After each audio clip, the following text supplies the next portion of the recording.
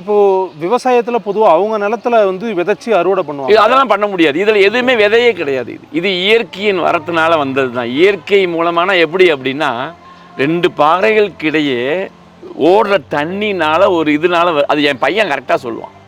Just அவன் வந்து இன்டீரியரில் அவனுக்கு அவனுக்கு எவ்வளோ அளவுக்கு போகணுமோ போயிட்டான். இது எப்படி வளருது, என்ன எத்தனை அடிக்கு என்னென்ன இது எல்லாமே அவன் டீட்டெயில் கேட்டுக்கலாம். சரி, ஜஸ்ட் அவன் தான் இன்டீரியரில் போனது இல்லை.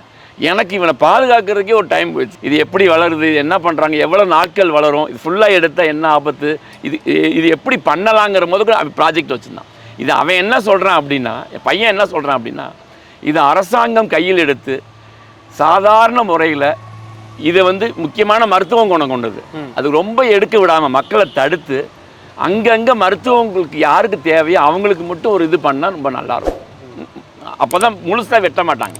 பாதி எடுத்துக்கலாம், அதிலிருந்து ஒன்றும் பிரச்சனை இல்லை. மருத்துவ குணம் மக்களுக்கு தேவை. ஆனால் அது முழுமையாக எடுக்கிறனால தான் இந்த பாறைகள் ஃபுல்லாக விழுந்துடும். இதனால தான் நாங்கள் திரும்ப திரும்ப இந்த ப்ராஜெக்டில் சொல்லிக்கிட்டே இருக்கோம்.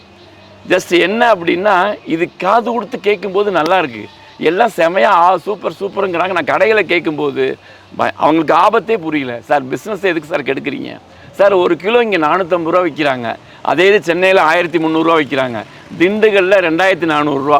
என்னையே அனுப்ப சொல்கிறாங்க, நீங்கள் அனுப்புங்க சார் அப்படிங்கிறாங்க. நாங்கள் விற்று கொடுக்குறோம், உங்களுக்கு ஒரு கிலோவுக்கு இவ்வளோ லாபம் இருக்குது, ஏன் விட்டுறீங்க, நீங்கள் அங்கே தானே இருக்கீங்க, அனுப்புங்க, மதுரையில் அனுப்புங்க, எல்லா பக்கம் அனுப்புங்கிறாங்க. ஜஸ்ட் அனுப்புனா நீலகிரி மாவட்டம் இருக்காது. இன்னும் குறைஞ்ச காலங்களில் ஒன்றும் இல்லை. ஏற்கனவே இங்கே பயங்கரமான மலைகளில் அங்கங்கே நிலச்சரிவு ஏற்படுது. இந்த நிலச்சரிவு ஏற்படுறதுக்கு முழு காரணமாக நிற்க போகிறது இந்த மொடவாட்டுக்கால். எடுத்துட்டிங்கன்னா சரி, பாறைகள் அப்படியே மண்ணு ஃபுல்லாக லூஸ் ஆயிரும். அப்படியே பாறைகள் உருள்றதுக்கு நிறைய வாய்ப்புகள் இருக்குது.